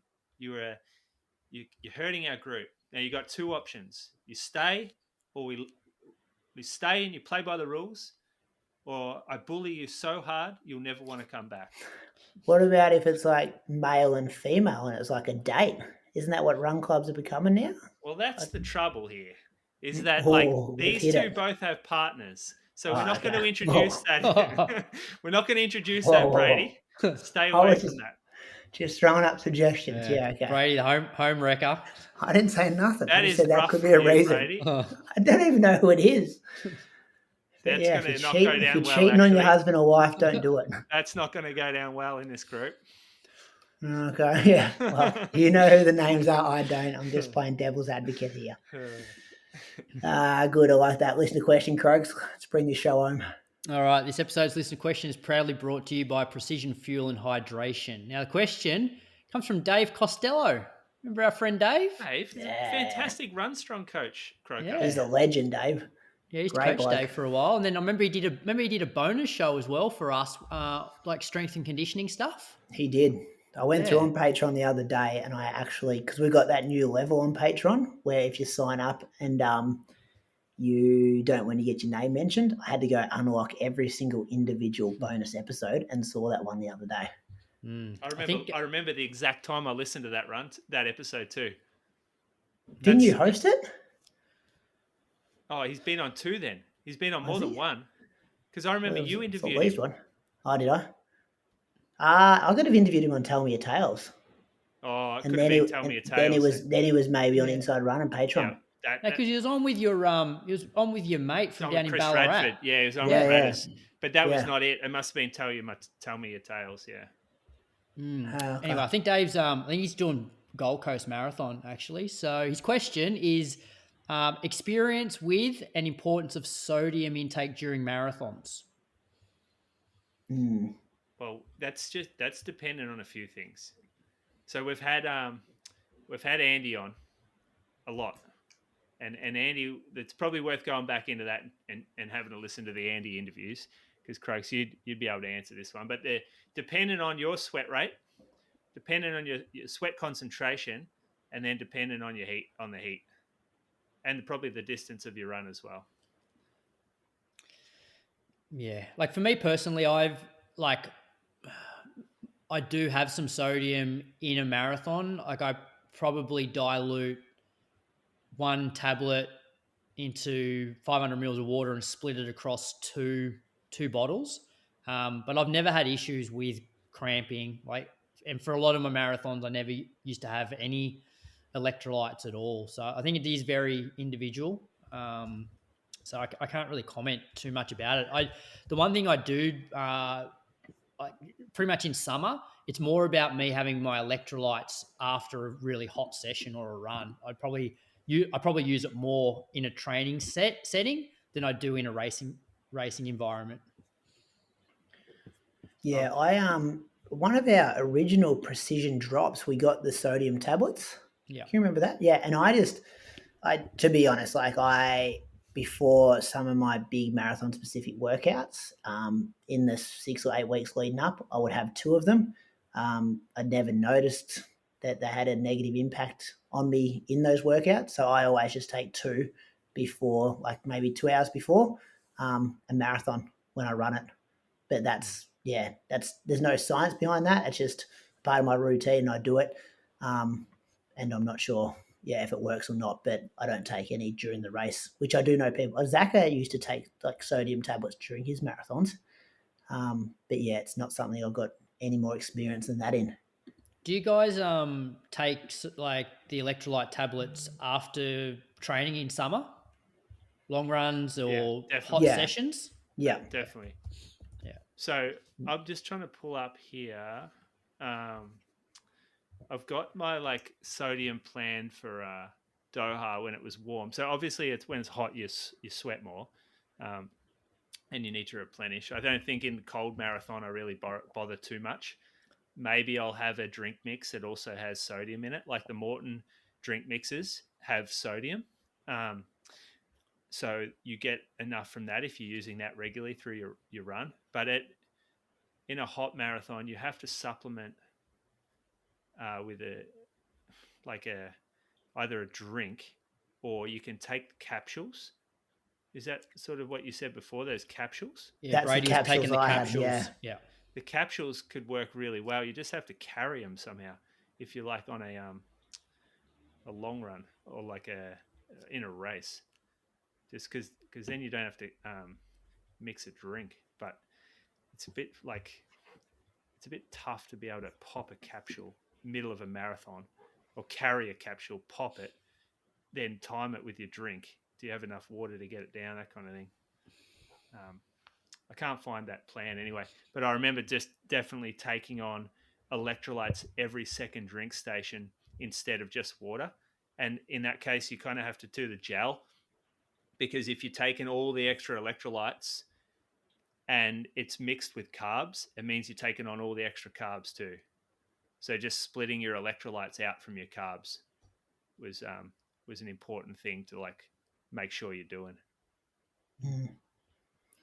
Thanks to Actually, that's what Andy speaks about that, because a lot of the questions are like, why don't you put sodium in your gels? And he was very much about, hey, we just want to keep the two separate, your carbs and your electrolytes. Yeah. Yeah, he's big on that, isn't he? Yeah. Yeah. Thanks to Precision Fuel and Hydration. Visit precisionhydration.com and use the code IR-SPRING 2025 for 15% off your order. Boys, I told you I didn't have a whisper, but I just got one through my inbox, like just as we're talking then. Did you watch the extended highlights from the Athletics Victoria race yesterday, Moose? Sarah Kine interview? No. I hope this is correct. Hey, mate, you may already know this, but Sarah Kine mentioned in this interview that she's running at the World Championships. So obviously one of the Australians has dropped out. Oh. So, but Sarah Kine's actually fifth. So Tara Palm was in 89th. Sarah was in 90th. So are we saying that two of those people that have selected have potentially dropped out? I reckon there's a pretty good chance. I heard Vanessa Wilson was running as well. Yeah, well, Vanessa's one of the three already in. So Izzy's in, Leanne's in, and Vanessa was in. So then is the team now Vanessa, Tara, Sarah? Or is somehow Sarah jumped Tara and it's only one? Are they going to? When do you reckon they announce this? Considering they've already announced the actual team. Well, they've already picked the team. But if Sarah Kine's announced, I haven't watched that video because obviously we're on air. But Sarah's kind of announced it. But yeah, I wonder whose spot she's taken, and if she's taken a spot, how has she got to take a spot and Tara Palm hasn't? Considering her ranking points, Tara's were higher. Yeah, by 5 points higher. Maybe they're both in. Maybe they're both in. Maybe, boys. Watch that space in the next week or so. But you heard it here first on the Inside Run podcast. If you didn't listen to Sarah Kine's interview on Athletics Victoria. What's coming up? Paris Diamond League, boys. Linden's there, Croaks. Do we know anyone else? 20th. No, I'm not sure. On the I've clicked on the link there. There's no start list yet. Hey, talking about Paris, boys, I'm not going to be here next week. I'm going to Paris with Nike to watch Faith Kipyegon. Faith Kipyegon's having a crack at this sub 4 minute race, and I'm going to be there. I'm going to be reporting on the ground. Massive thanks to Nike for the opportunity. Moose went last year, and they probably want to send Moose again this year, Craigs, but I said no, I'll be taking that ticket, thank you. That's amazing. I'll be on the ground over there. Had some. They're very thorough with their comms. Been doing a few interviews behind the scenes. Last week I caught up with the people. Quite daunting moves. Did you have to do any of those where they patch it in and there's 3 really high up Nike people there with the spikes she's going to wear, with the bodysuit she's going to wear, the headband, and you get a 10-minute opportunity to just fire questions at them? And they must do a media day where it's just back-to-back 10-minute interviews. Well, we did that there on the ground. It was all in person. Yeah, so I've got a couple of those booked in as well, but this one was last week, just getting to see the spikes and the kit. What about the kit? Or the upper on the shoe weighs 3 grams. Yeah, I know. I saw that. The same as 3 paper clips. That's amazing, isn't it? And a bit more of there was a thicker airbag. Yeah, and an extra 2 spikes in it. Yep. They're going from 4 to 6, something like that. Yeah. So yeah, What day do you fly? So I fly next Tuesday, and then I come back on Saturday, and then arrive in Australia on the Sunday. So it's literally in and out. So Izzi Batt Doyle is going to be taking my spot next week on the show. So you'll be able to chuck a few questions at her. And I'll get some. I think there's going to be some audio coming out this week as a bit of a preview of if she can do it. And I caught up with Len Johnson last week to tell me about the significance of the 4-minute mile, go back in time a bit, because he wrote the Landy era. You would have read that book, Moose. Yeah. So I want to paint a picture for our listeners why this attempt is so important. And then, I'm going to grab as much audio as possible. And then when I come back, that will be the second part of the audio experience.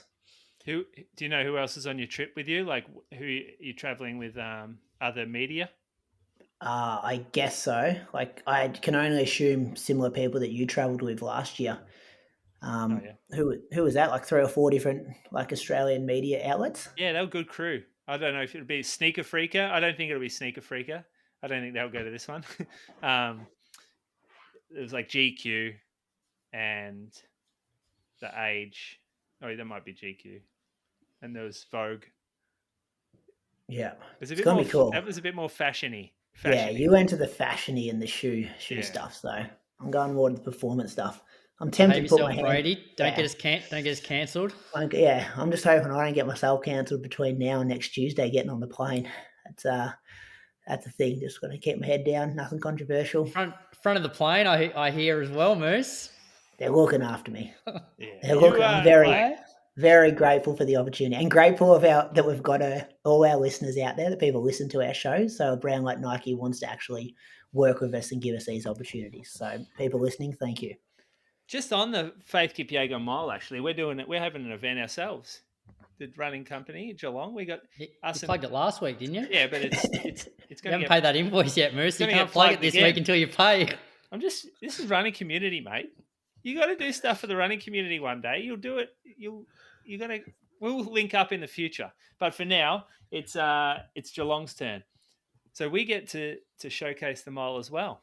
We're going to do it. Give people a chance to run a mile. Landy Field, lights are on. You're gonna run the extra 9 meters, or you're just gonna run 4 laps? No, extra 9 meters, 100%. Yeah. That's the. Did you that's think? the mile. Did you see the pictures of what she's going to wear? You reckon there was a bit of Kathy Freeman Sydney Olympics about it? Yeah, they're. I asked them that, and they kind of said they take inspiration from a lot of things. But I'm like, yeah, but Kathy Freeman's Australian, 2000 Olympic Games. They're looking for an edge. It's a bit harder to get an edge when you're running for such a short time. So you got to take everything, don't you? Yeah, And I reckon she'll do it. I've been reading into it. Oh. Like when she ran that 4:07, she wasn't even paced for long.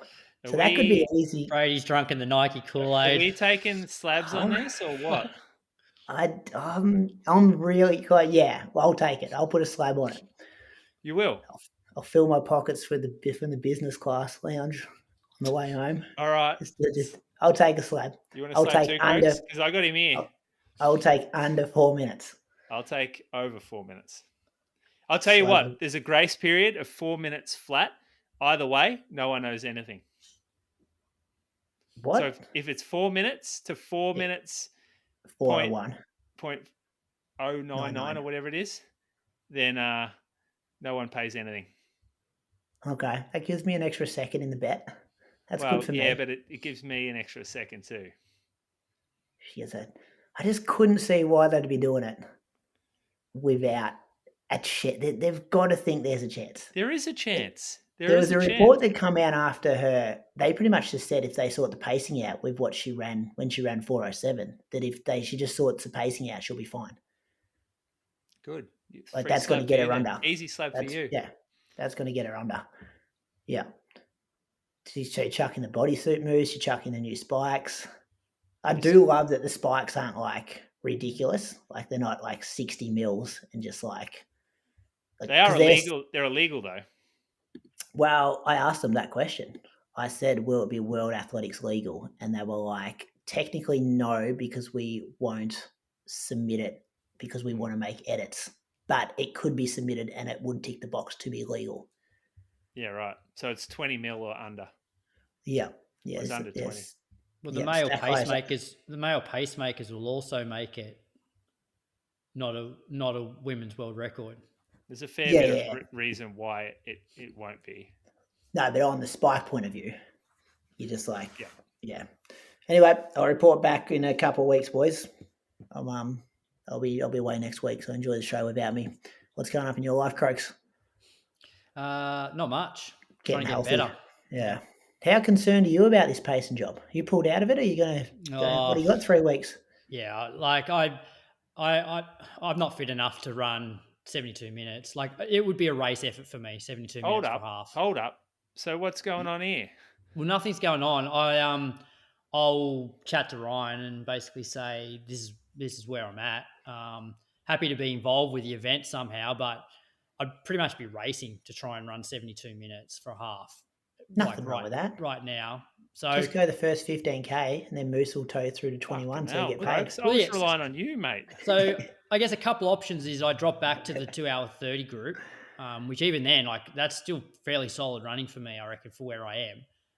Or I go with Moose and I just run for as long as I can. It could be just basically I'll run a 34-minute 10K and get some fitness Instagram, data. Get some Instagram data reels out about of it. where my fitness is at. I reckon you Get get some the photos. halfway. Get halfway. No, this is 70. definitely You're a 65-minute guy. this is the least fit I've been for this pacing, and last year wasn't very easy. Yeah, it looked pretty easy last year. I do love that you've got that data though, because you've done it so many times. Moose, what are you doing? No, running. What else? Nothing. What's your long run this week? Back 37. to 30. Back to 30. Having a bit of a cruise week. Back to 30, then up to 37 next week. 2 weeks. Okay. So 1 week out will be. Wait, she hasn't done that, has she? She might have cooked this. Yeah, 1 week out from the pace and Yeah. you'll be doing 37K. Yeah. Yeah. She's fucked that. What's she doing? See, this is Just listen to your coach, mate. Mate, just do what she says. Get the green tick. It's all about. It's about green ticks. Yeah, she's got me going 37. She's cooked it. What the? See, this is just like no care. Maybe we'll both be pulling out at 10K. No care. I'm going to get into this. You want Dan Nash's mobile number? Yeah. WhatsApp? Maybe. If you hear me typing real angry right now, I'm ending the show anyway. See you in a couple of see weeks, ya. boys. Have fun in Paris. Yeah, see ya. Will do. Catch ya. Want to make your next race day the best one yet? Well, dialing in your nutrition strategy is one of the most effective ways you can do that. Luckily, our show sponsor, Precision Fuel and Hydration, offers you the chance to do this in the most effective way possible. Book a free consultation with their team to fine-tune your fueling plans. Emphasis here on you, as they offer tailored advice based on your circumstances and the race you're taking on. They're there to help you achieve your goals all year long, and as mentioned, this service is free of charge and a great opportunity to ask them any questions you may have about fueling and hydrating for your race. No question is too daft for them. We've loved Precision for a long while, and this free service is another reason why. Use the link in the show notes and use code IR-SPRING2025 for 15% off your first order and start smashing those goals today.